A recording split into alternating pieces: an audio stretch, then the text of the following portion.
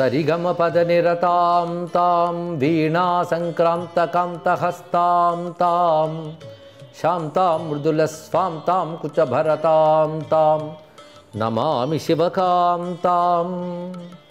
శివాయ గురవే నమః. శ్రీమాత్రే నమః. శ్రీ విష్ణురూపాయ నమః శివాయ.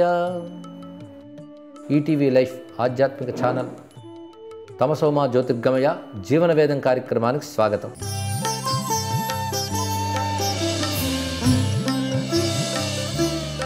పతితోద్ధారణ అంటూ ఉంటాం. అంటే అసహాయంగా ఉన్న వాళ్ళని మనం సేవ చేయాలి, వాళ్ళని ఉద్ధరించాలి అని. ఈ మాట వేదం చెప్తున్నది. ఎవరైతే అధమ స్థితిలో ఉంటారో వాళ్ళను ఉన్నత స్థితిలోకి తీసుకురావాలి అని అద్భుతమైన భావం ఇది. అలాగా అధమ స్థితిలో ఉన్నవారు ఉన్నత స్థితిలోకి వెళ్ళగలగాలి. అదేవిధంగా అపరాధాలు చేసినటువంటి వారు మళ్ళీ ఉత్తమమైన లక్షణాలతో ఎదగగలగాలి. కనుక భగవానుడా అధమ స్థితిలో ఉన్న వాళ్ళని ఉద్ధరించు, అపరాధ చేసేవాడిని క్షమించి అనుగ్రహించు. ఈ రెండు ప్రార్థనలు మనకు ఋగ్వేదంలో కనబడుతున్నాయి. అంటే ఎంత గొప్ప భావం చూడండి. ఇక్కడ లోకంలో అధమ స్థితిలో ఉన్న వాళ్ళు ఉంటారు. ఒకడి కంటే ఒకడు తక్కువ ఉండవచ్చు. ఆ తక్కువలో ఉన్నవాడిని ఉన్నత స్థితికి తీసుకొచ్చే ప్రయత్నం చేయాలి. అందుకే సమాజంలో వీరు తక్కువ వారు అని ఎప్పుడు అలా ఉంచేయకూడదు. వాడిని ఉన్నత స్థితిలోకి తీసుకొచ్చే ప్రయత్నం చేయాలి. ప్రయత్నం మానవుడు చేయాలి. ఉన్నత స్థితికి దేవతలు తీసుకువెళ్ళాలి. దేవతలను ప్రార్థిస్తూ దేవాహ అంటే దేవతలు అవహితం పునః ఉన్నయథ, ఎవరైతే అధమ స్థితిలో ఉన్నారో పడిపోయిన వారు ఉన్నారో వాళ్ళని మళ్ళీ ఉన్నత స్థానంలోకి తీసుకురావాలి అని దేవతలను ప్రార్థిస్తున్నారు.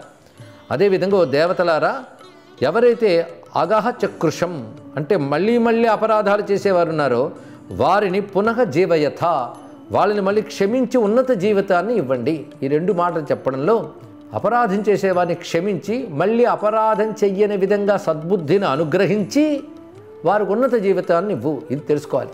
దీని బట్టి అపరాధం చేసిన వారిని అందరికీ ఉన్నత జీవనం ఇవ్వు అంటే ఎలాగో ప్రార్థన ఉంది కదా, అందరూ అపరాధాలు చేయడం మొదలు పెట్టవచ్చు. కానీ అపరాధాలు చేసిన వారిని ఎలా అనుగ్రహించాలి భగవంతుడంటే మళ్ళీ మేము అపరాధాలు చేయకుండా ఉండేటట్టుగా బుద్ధిని మలచాలి. అంటే ముందు చేసిన అపరాధాన్ని క్షమించి మరి అపరాధాలు చెయ్యని విధంగా బుద్ధిని మార్చి అప్పుడు ఉన్నత జీవితాన్ని ఇవ్వాలి. అది దేవత నుంచి కోరుకోవాలి. ఈ కోరికలోనూ ఒక అర్థం ఉంది. ఎంతవరకు ఏదో అపరాధ జీవితాలు చేశాను కానీ ఇకపై అపరాధాలు చెయ్యను అని నువ్వు నిశ్చయించుకుంటే అప్పుడు భగవంతుడు ఆ బుద్ధిని ఇస్తాడు. కానీ మనలో నేను అపరాధాలు చేస్తూ ఉంటాను కానీ నువ్వే క్షమించు, కొంచెం సద్బుద్ధిని ఇవ్వయ్యా అంటే అలాగా సద్బుద్ధిని పొందేటట్టుగా నువ్వు ప్రయత్నించాలి. ఆ ప్రయత్నంలో మొదటి భాగం దుర్బుద్ధులు లేకుండా దురాచారం లేకుండా జాగ్రత్త పడాలి. ముందు దురాచారం లేకుండా ఎంతవరకు తెలియక ఏవి చేసి ఉండవచ్చు. ఇప్పుడు నీకు గురువుల ఉపదేశమో శాస్త్రోపదేశం వల్ల తెలుసుకున్నావుగా, ఇకపై చెయ్యకు అని చెప్తున్నారు ఇక్కడ. అటువంటప్పుడు భగవంతుడు తప్పకుండా అనుగ్రహిస్తాడు. అదే పశ్చాత్తాపడే వారిని భగవంతుడు అనుగ్రహించి తిరిగి సద్బుద్ధిని ఇస్తాడు. అదే పశ్చాత్తాపడే వారిని అందరినీ నేరుగా ఉద్ధరించేస్తాడు కాదు, సద్బుద్ధిని ఇస్తాడు. అదే భగవంతుడి రక్షణ ఎలా ఉంటుంది అంటే పక్కన ఆయుధాలు పట్టుకు తిరగడయ్యా, ఎవరిని ఉద్ధరించదలుచుకున్నాడో వాళ్ళకి సద్బుద్ధిని ఇస్తాడు అని చెప్పారు. సద్బుద్ధి ఇవ్వడమే నిజంగా ఉద్ధరించడం, రక్షించడం అంటే అర్థం. అది ఎంతవరకు అపరాధాలు చేసేవారిని క్షమించి ఉన్నత జీవితం పొందడానికి అవకాశం ఇవ్వగలగాలి వాళ్ళకి. ఇది చాలా మంచి కోరిక. హనుమంతుడు రామాయణంలో గొప్ప విషయాన్ని తెలియజేస్తాడు.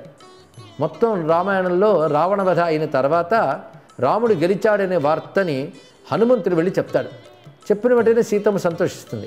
అప్పుడు హనుమంతుడు చుట్టూ ఉన్న రాక్షస స్త్రీలను ఉద్దేశించి కోపంగా చూస్తాడు. ఎందుకంటే సుందరకాండ సమయంలో ఈ రాక్షస స్త్రీలందరూ సీతమ్మని అవమానిస్తూ క్రూరమైన మాట్లాడడం, హింసించడం చూశాడు ఆయన. కానీ అది సమయం కాదని నిగ్రహించుకున్నాడు. ఇప్పుడు వచ్చి అంటాడు, అప్పుడు నిన్ను నానా మాటలు అన్నారమ్మా, నువ్వు ఒక్కసారి అనుమతిస్తే వీళ్ళందరినీ ఇప్పుడు శిక్షిస్తానంటాడు హనుమత్ స్వామి. అప్పుడు సీతమ్మ అంటుంది, విడిచిపెట్టిన ఆయన ఏ మనిషి మంచి చెడు అని చెప్పలేవు. ఒక్కొక్క కాలంలో కాల ప్రభావం వల్ల వాళ్ళ ప్రవర్తనలు ఉంటాయి. అప్పుడు వాళ్ళకి కాలం చాలా అనుకూలంగా కనబడింది. రావణుడు వాళ్ళకి వత్తాసిచ్చాడు, క్రూరంగా మాట్లాడమని ప్రోత్సహించాడు. కనుక ఆయన వైపే విజయం ఉందనుకుని వాళ్ళు మాట్లాడారు. ఇప్పుడు చూడు ఎలా గజగజ వణుకుపోతున్నారు. ఎందుకు? రావణుడు సంహరింపబడ్డాడు, రాముడిది విజయం అని తెలిసిన తర్వాత రామపత్నిని మేము అవమానించాము కదా అని బాధపడుతున్నారు. చూసావా? కనుక కాలం మారుస్తుంటుంది. అపరాధం చేయడం, అపరాధం చేయకపోవడం అనేటువంటిది అది అప్పటి పరిస్థితులు అలా చేయించే వాళ్ళకి. కనుక వాళ్ళని విడిచిపెట్టు అని చెప్తూ ఇంకో గొప్ప మాట అంటుంది తల్లి, నకశ్చిద్ అపరాధ్యతే, అసలు తప్పు చేయని వాడు ఎవడు చెప్పు అంటుంది. చాలా గొప్ప మాట ఇక్కడ. అంటే తప్పు చేసిన వాళ్ళని శిక్షిస్తూ పోతారంటే అందరినీ శిక్షిస్తూ వెళ్ళవలసిందే. కానీ తప్పు చేయనిది ఎవరు? వాళ్ళని క్షమించాలి, ఇకపై తప్పు చేయకుండా ఉండేటట్టు చేయాలి అని సీతమ్మ గొప్ప ఉదాత్త గుణాన్ని చెప్పిందండి. అందుకే జానకి మాత యొక్క సద్గుణాల్లో ఇదొక గొప్ప గుణం. ఆ మాట త్రిజట సుందరకాండలో తెలియజేస్తుంది. ఇప్పుడు మీరు కూడని మాటలు అంటూ సీతమ్మను బాధపెడుతున్నారు, రేపు పొద్దున కాలం తారుమారు అవుతుంది సుమా, ఈవిడి యొక్క పతి విజయం సాధిస్తాడు, మన రాజుగారు అపజయం పొందుతారు, ఇవాళ నాకు వచ్చిన కలలో అది ఫలితం కనబడింది అని త్రిజట స్వప్న వృత్తాంతాన్ని చెప్పి అప్పుడు కాలం తారుమారు అవుతుంది. అప్పుడు ఈవిని అనుగ్రహించాలి అంటే ఇప్పుడు మీరు కూడని మాటలు మానివేశాం పాదాల పట్టుకు శరణు వేడండి అని చెప్తుంది. ప్రణిపాత ప్రసన్నాహి మైథిలి జనకాత్మద అని త్రిజట చెప్తుంది. అందుకే ఇవాళ కాలం అనుకూలించింది కదా అని తప్పులు చేసేయడం కాదు, రేపు కాలం తారుమారయ్యే అవకాశం ఉంది. కానీ ఇవాళ కాలం బాగుంది, చేతిలో అధికారం ఉంది, ఎన్ని అన్యాయాలైనా చేసేవచ్చు అని బయలుదేరి అవినీతి అన్యాయాలు చేస్తే కాలం ఇలాగే ఉండదు, మళ్ళీ మారుతుంది, దెబ్బ కొడుతుంది. ఇది తెలుసుకోవాలి. అందుకే అపరాధ ప్రవృత్తి లేకుండా ఉండాలి. ఒకవేళ తెలుసో తెలియక చేస్తే తప్పు చేశాను క్షమించమంటే క్షమించగలిగే లక్షణం దేవతలకు ఉంటుంది. అందుకే దేవతలు ఈ విధంగా ప్రార్థిస్తున్నది వేదమాత. అందుకే ఉతా అగశ్చక్రుషం దేవా దేవా జీవయథ పునః పునః జీవయథ అంటే అలాంటి అపరాధాలు చేసిన వారిని క్షమించి మళ్ళీ ఉన్నత స్థితిలో జీవించేటట్టు చెయ్యమని భగవంతుడు ప్రార్థిస్తున్నారు. ఈ ప్రార్థన అపరాధంలో ఉన్నవారు మాత్రం ప్రార్థించడం కాదు, సమాజంలో ఉన్న వారందరినీ కూడాను వాళ్ళు అపరాధాలు చేసిన వారైనా వాళ్ళ బుద్ధిని మార్చి ఉన్నత స్థితికి తీసుకువెళ్ళవయ్యా అని భగవంతుడు ప్రార్థించే ఉదాత్తమైన ప్రార్థన ఇదండి. అదేవిధంగా అధమస్థితిలో ఉన్నవారు, అధమస్థితులు అంటే ఒకరికి జ్ఞానం లేకపోవచ్చు, ధనం లేకపోవచ్చు, సరైన సహాయం లేకపోవచ్చు, ఆపదలు ఉండవచ్చు, ఇదంతా అధమస్థితి అని చెప్పాలి. అటువంటి వారిని ఉన్నత స్థితిలోకి తీసుకురావాలి అంటే అర్థం ఉన్నవాడు లేని వాడికి సహాయపడాలి, సహాయపడి ఉన్నత స్థితికి తీసుకురావాలి. ఈ లక్షణం ప్రతి ఉన్నవాడికి ఉండాలి. ఇదే వితరణ లక్షణం, ఉదార లక్షణం అంటారు. ఈ లక్షణం ఉండాలి. కానీ ప్రతివాడు కోరుకోవాల్సింది ఏమిటి అంటే తక్కువ స్థాయిలో ఉన్నవారు ఉన్నత స్థాయికి రావాలని కోరుకోవాలి. అపరాధాలు చేసిన వారు మనసు మారి చక్కటి సద్బుద్ధితో ఉన్నత స్థితికి వెళ్ళాలి. ఈ రెండు కోరికలు దేవతలను కోరుకున్నారు. అంతేకాదు ఈ రెండు కోరికలు నెరవేర్చేవారే దేవతలు. ఇదిగ భావం తీసుకోవాలి. దేవాహ అంటే దివ్యత్వం కలిగిన వారు, ఉత్తములు అని అర్థం. కానీ దేవతలు ఈ విధంగా ఎలాగో అనుగ్రహిస్తారు. నువ్వు కూడా దేవతలంత ఉత్తముడివి కావాలి అంటే నీకుండవలసిన లక్షణం ఏంటంటే సమాజంలో నీకంటే తక్కువ స్థాయి ఉన్న వాళ్ళని ఆదరించి వాళ్ళని ఉన్నత స్థితికి తీసుకెళ్ళి ప్రయత్నించాయి. అదేవిధంగా అపరాధం చేసిన వారిని క్షమించి సద్బుద్ధి కలిగించి వాళ్ళని ఉన్నత స్థితిలోకి తీసుకెళ్ళే ప్రయత్నించాయి. అది సమాజంలో అందరూ అధమ స్థితిలో ఉండకూడదు, అందరూ ఉన్నత స్థితిలోకి వెళ్ళాలి. అయితే వాడు అధమ స్థితిలో ఎందుకున్నాడంటే వాడు అపరాధముల వల్ల వాడు ఉన్నాడండి అనడం కాదు. ఆ అపరాధాలు క్షమించు, మళ్ళీ అపరాధం చేయని విధంగా అతన్ని బోధించు, అతనికి ఉన్నత జీవితాన్ని ఇవ్వు. మొత్తానికి సమాజంలో అందరూ ఉన్నతంగా ఉండాలి. అలా ఉండేలా చేసేవాళ్ళే దేవాహ అన్నారు ఇక్కడ. అందుకు సత్పురుషుల ప్రవర్తన అదే విధంగా ఉంటుంది. మనం ఎందరో మహనీయుల జీవితాన్ని చూస్తుంటాం. ఆ మహనీయులు తమ కోసం తాము బ్రతకలేదు, సమాజం కోసం వాళ్ళు ఉపదేశించారు, సహకరించారు, బోధించారు, దానం చేశారు. ఇవన్నీ ఎందుకు అంటే తాము బాగుపడటమే కాకుండా సమాజం బాగుపడాలని. అటువంటి వారే దేవతలండి. భూమి యందు తిరిగే దేవతలు వారు. అందుకే ఒకటి ఈ దేవతలను ప్రార్థించడం ఒకటి, ఇంకోటి మహాత్ములు ప్రార్థించడం కూడా. ఆ మహాత్ములు ఈ పని చేస్తున్నారు. ఈ పని చేసేవాళ్ళే దేవతలతో సమానమైన మహాత్ములు అవుతారు. కనుక అటువంటి ప్రవృత్తి ప్రతి వారిలో కలగాలి. ఎందుకంటే ఒకటి అపరాధం నీకు కనబడుతుంది, నీ అపరాధం ఇంకోటికి కనబడవచ్చు. అందుకే అపరాధాలు వెతుకుతూ వీడికి మంచి జరిగింది అంతే కావాలి అనకూడదండి. ఇక్కడ కొంతమంది బాధపడుతున్నప్పుడు ఇతరులు ఎలా హేళన చేస్తారంటే హసంతి దుర్జనాహ తత్ర సమాధతి సజ్జనాహ అన్నారు. దుర్జనులు ఎగతాళి చేస్తారు, సజ్జనులు ఆదరించి ఓదార్చుతారు అన్నారు. దుఃఖానికి కానీ పతనానికి కానీ గురైన వాడిని చూసి సంతోషించడం కాదు, నీకు శాస్తి జరిగింది అనడం కాదు. అరే అని ఒక్కసారి తాను బాధపడి వాడిని ఓదార్చి, ఒకవేళ తప్పు వల్ల ఆ స్థితి వస్తే తప్పు చేయని విధంగా ఓదార్చి అతను ఉన్నత స్థితిని ఇవ్వాలి. అంతేగాని అలాగే విడిచిపెట్టకూడదు అన్నారు. కనుక ఉన్నయథా పునః అనేది గొప్ప మాట. ఉన్నయథా పునః అంటే మళ్ళీ ఉన్నతులను చేయండి అని. అంటే ఈ క్రింది పడిపోయాడంటే పడవలసిన లక్షణం ఉన్నవాడా? అతడు ఉన్నతంగా ఉండవలసిన వాడే. అపరాధం వల్లనో పురాకృత కర్మ వల్లనో ఇప్పుడు అధమ స్థితిలోకి వచ్చాడు. కానీ అతడిని ఉన్నత పథంలోకి తీసుకువెళ్ళాలి. కనుక అందరూ ఉన్నత స్థితిలో ఉండేలా చూడాలి అని భగవంతుడిని ఇక్కడ కోరేటప్పుడు ఉన్నయథా పునః ఒకటి, జీవయథా పునః. జీవయథ అంటే మళ్ళీ జీవింపజేయండి అని అర్థం. ఇక్కడ అపరాధం చేసిన వారిని మళ్ళీ జీవింపజేయండి అనడంలో అర్థం ఏంటంటే అపరాధం చేయడం మరణంతో సమానమేనండి. చెప్పాలంటే తప్పులు చేయడం అది చావుతో సమానమైనదే. వాడు జీవించి ఉన్నా జీవించలేనట్లే. ఇది తెలుసుకోవాలి ఇక్కడ. తప్పుడు జీవితం మృతప్రాయం అన్నారు ఇక్కడ. కనుకనే మృతప్రాయమే తప్పుడు జీవితం కనుక ఆ తప్పుడు జీవితం ఉన్న వాళ్ళని తిరిగి జీవింపజేయండి అంటే వాళ్ళని మృతప్రాయ దశ నుంచి తిరిగి జీవించే దశకు తీసుకురండి. అంటే సత్పురుషుడి జీవితమే జీవితం. అందరూ సత్పురుషులుగా ఉన్నత స్థితిలోకి వెళ్ళాలి. పునంతుమా దేవజనాహ అని అధర్వేదంలో కూడా ఒక మంత్రం కనబడుతుంది. దేవజనాహ అంటే దేవతలు నన్ను పవిత్రులను చేయుదురుగాక అని చెప్పడమే కాకుండా దేవజనులు నన్ను ప్రవృత్తిని చేయుగాక అన్నారు. దేవజనులు అంటే అర్థం ఏమిటి? దేవజనులు అంటే భగవద్భక్తి కలవారు, ధర్మ మార్గంలో సంచరించేవాళ్ళు, దయా శాంతి క్షమ ఇత్యాది గుణములు కలవారు దేవజనులు అనిపించుకుంటారు. అంటే దేవగుణములు అవి గనక ఆ గుణములు కలిగిన వారు దేవజనులు అనిపించుకుంటున్నారు గనక దేవాహ జీవయథా పునః దేవాహ ఉన్నయథా పునః పునంతుమా దేవజనాహ. ఈ మాటలన్నీ వేదంలో వివిధ సందర్భాల్లో కనబడుతూ ఉంటాయి. కనుక ఆ దేవతలు మనల్ని చక్కగా జీవింపజేయాలి, ఉన్నత స్థితికి తీసుకువెళ్ళాలి, పవిత్రుని చేయాలి. దేవజనులు కూడా ఆ పని చేయాలి. దేవతలు ఎలాగూ చేస్తారు, దేవతలను ఆరాధిస్తూ ఆ గుణములను జీవితంగా గడిపేటువంటి వారు కూడా ఆ విధంగా మన పవిత్రుని చేయాలి.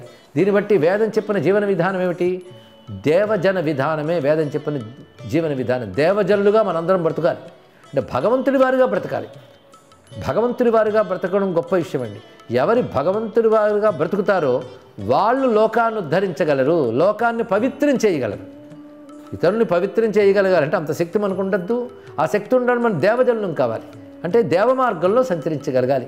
దేవ మార్గం అంటే ఆకాశ మార్గం కాదు, ధర్మ మార్గమే దేవ మార్గము. ఇది తెలియాలి అంటే మనకు మనం ఏదో అన్వయించుకుంటున్నామో కదా, ప్రమాణం ఉండాలిగా. ఈ ప్రమాణం మనకు భగవద్గీత చెప్తున్నది. భగవద్గీతలో 16వ అధ్యాయంలో దేవాసుర సంపద్విభాగ యోగం ఉంది. దైవీ గుణాలు అసురు గుణాలు అని చెప్పారు. దైవీ గుణములు అన్ని సద్గుణాలన్నీ దైవీ గుణాల కింద చెప్పారు, దుర్గుణాలన్నీ అసురు గుణాల కింద చెప్పారు. ఇందులో స్వీకరించవలసిన దైవీ గుణములే. కనుక దైవీ గుణములు కలవారు దేవతలేక ఆ దైవీ గుణాలు కలిగి ఉంటే మనం కూడా దేవతలు అయిపోతాం కదా. కనుక మానవుడు దేవతల స్థాయికి ఎదగాలి అంటే దైవీ గుణాలు కలిగి ఉండాలి. ఆ దైవీ గుణాలు కలిగి ఉన్న వారినే దేవజనులు అంటారు ఇక్కడ. కనుక ముందు దేవజనులమైతే దేవతలతో సమానమై ఉంటాం. అలాంటి దేవజనులుగా ప్రతివారు మారాలండి. అందుకే దేవజనులను ప్రత్యేకమైన జాతి ఏదో ఉండదు, అందరూ దేవజనులుగానే మారాలనేది గొప్ప కోరిక ఇక్కడ. అంటే సద్గుణములు కలిగిన వారందరూ దేవజనులే. ఆ దేవజనులు పునంతుమా మనల్ని పవిత్రుని చేతురుగాక అన్నారు. అలాంటి భగవన్ మార్గాల్లో ఉంటూ, భగవన్ మార్గం అంటే ధర్మ మార్గము, అంతేగాని తానేదో దేవుడిని ఒకటి తీసుకుని ఈ దేవుడి తప్ప మిగిలిన వాళ్ళందరూ దేవుళ్ళు కారు, వాళ్ళని నమ్మకండి అని బోధించేవాళ్ళు దేవజనులు కారు. భగవంతుడు ఒక్కడే, మీరు మీ మార్గాల్లో నమ్ముకుంటున్నారు. భగవంతుడు సద్గుణాలకు మాత్రమే వశ్యుడవుతాడని సద్గుణాలు బోధించాలండి. ఎవరి మార్గంలో వారు భగవంతుడిని ఆరాధిస్తూ సద్గుణాలతో ఉండేటట్టు ప్రేరేపించాలి. అలాంటి వాళ్ళు దేవజనులు. అలాంటి దేవజనులు మనల్ని పవిత్రం చేయగలరు. పవిత్రం చేయగలరు అన్నమాట చాలా గొప్ప విశేషమైన మాట. అంటే వారు బోధ, వారు ఎప్పుడు భగవంతుడిని చింతన చేస్తారు, ధర్మాన్ని చింతన చేస్తారు కనుక వారి నోట అటువంటి వాక్కులు వస్తాయి. అటువంటి భగవద్వాక్యములు ధర్మవాక్యములు మనల్ని పవిత్రుని చేస్తాయి. అంతేకాదు వాళ్ళ వాక్యాలు కాదు, వాళ్ళ ప్రవర్తన కూడా. దేవజనులు కేవలం బోధిస్తూ తిరగరు, ఆచరిస్తూ తిరుగుతారు. వాళ్ళు ఏ ధర్మాన్ని చెప్తున్నారో ఆ ధర్మాన్ని ఆచరిస్తారు. కానీ ధర్మాన్ని చెప్పేవారు, ధర్మాన్ని ఆచరించేవారే దేవజనులని చెప్పబడతారు. అలాంటి దేవజనులు మన పవిత్రుని చేస్తారు. అలాంటి దేవజనులు ఉద్ధరించగలరు. అదే పతితోద్ధారణ అంటుంటాం. పతితోద్ధారణ అంటే ఆ విశాల హృదయంతో చేయాలి. అవతరమైన పతితులు నువ్వు భావించకూడదు. వాళ్ళ అధమ స్థితిలో దుఃఖితులు ఉన్నారు కనుక వాళ్ళను నువ్వు ఉద్ధరించాలి. ఇక్కడే రామకృష్ణ పరమహంస స్వామి వివేకానందకు ఒక మాట చెప్తారు. అది కూడా వివేకానంద ఉద్దేశించి చెప్పలేదు ఆయన. కొంతమందితో మాట్లాడుతూ చెప్తూ ఉంటే వివేకానంద ఆ మాటలను స్ఫూర్తి పొందారు. ఆ మాట ఏమిటి అంటే, ఆయన దగ్గరికి వచ్చిన కొంతమంది అన్నారు, మేము చాలామందికి సహాయపడుతూ ఉంటామండి అని. అప్పుడు పరమహంస వాళ్ళు మందలించాడు, సహాయపడడానికి నువ్వెవరవయ్యా అన్నారు. నువ్వు వారికి సహాయపడ్డావంటే నువ్వు వారికంటే గొప్పగా ఉన్నావని భావించినట్టు కదా. అంటే అహంకారం నీలో ప్రవేశించింది కదా. కనుక సహాయపడడం పరమాత్మ చేస్తాడు, పరమేశ్వరుడు సహాయపడతాడు, నువ్వు సేవ చేయాలి అన్నారు ఇక్కడ. చాలా గొప్ప మాట ఇక్కడ.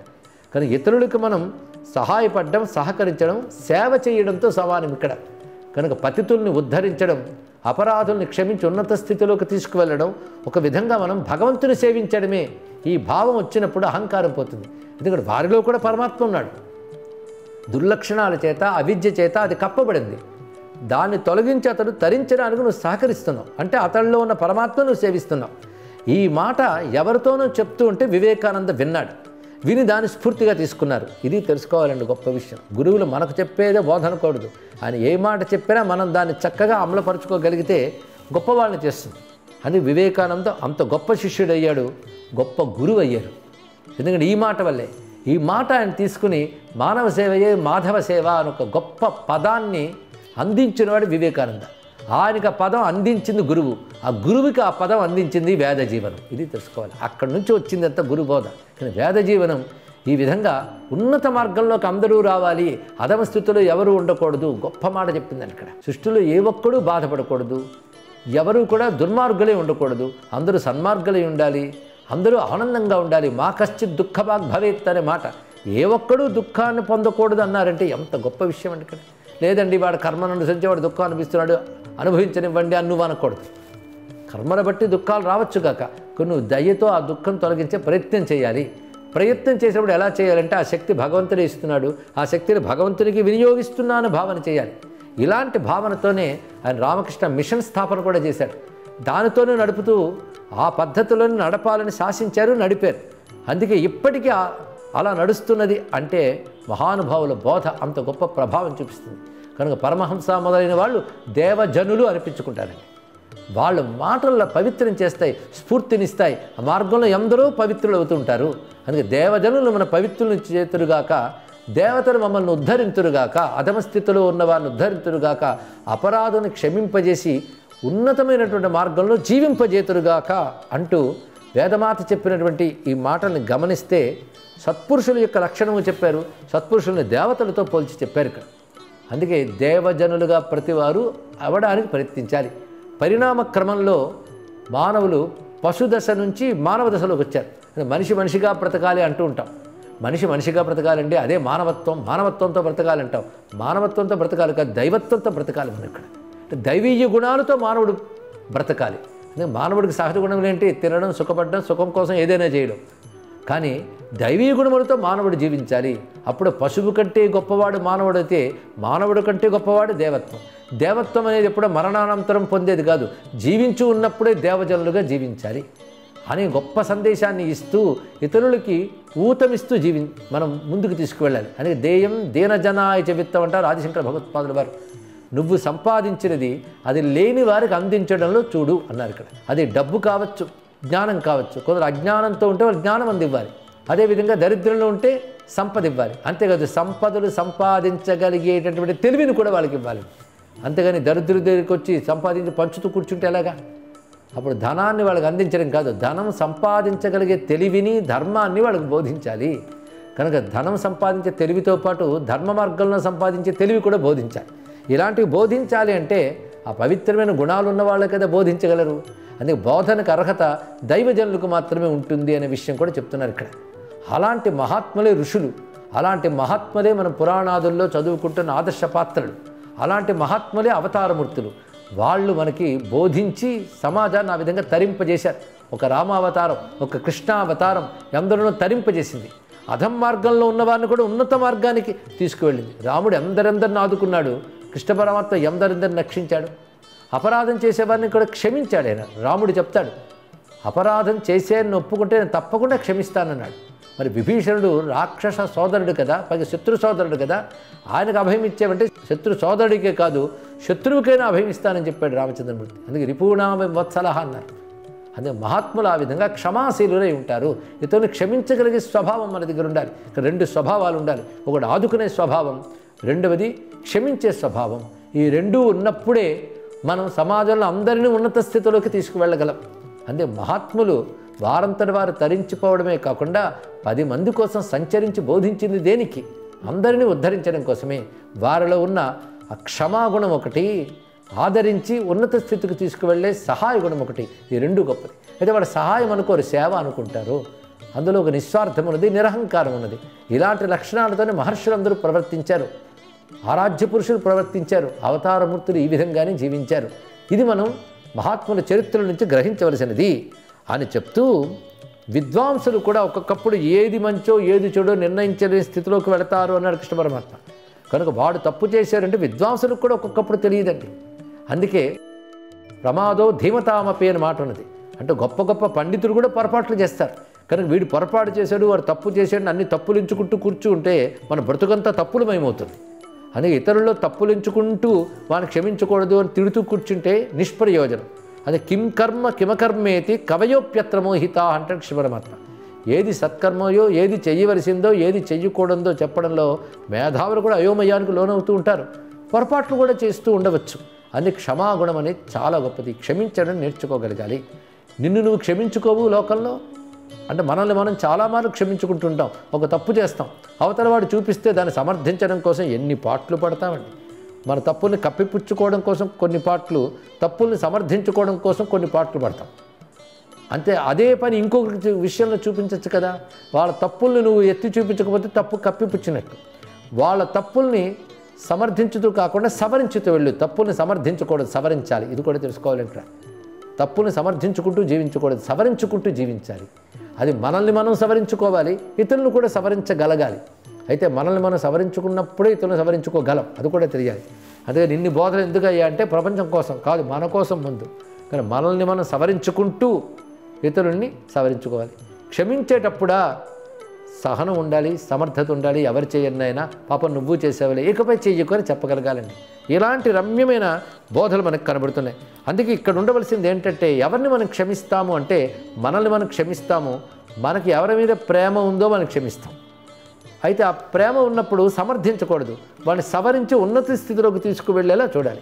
కనుక మన ఎవరి మీద స్నేహం ఉందో వాళ్ళని మనం ఏకాంతంగా బోధ చేసి సవరించే ప్రయత్నం చేస్తాం కదా. అలా అందరి పట్ల స్నేహభావం ఏర్పరచుకుంటే అందరినీ అలాగే చూసుకుంటావు కదా.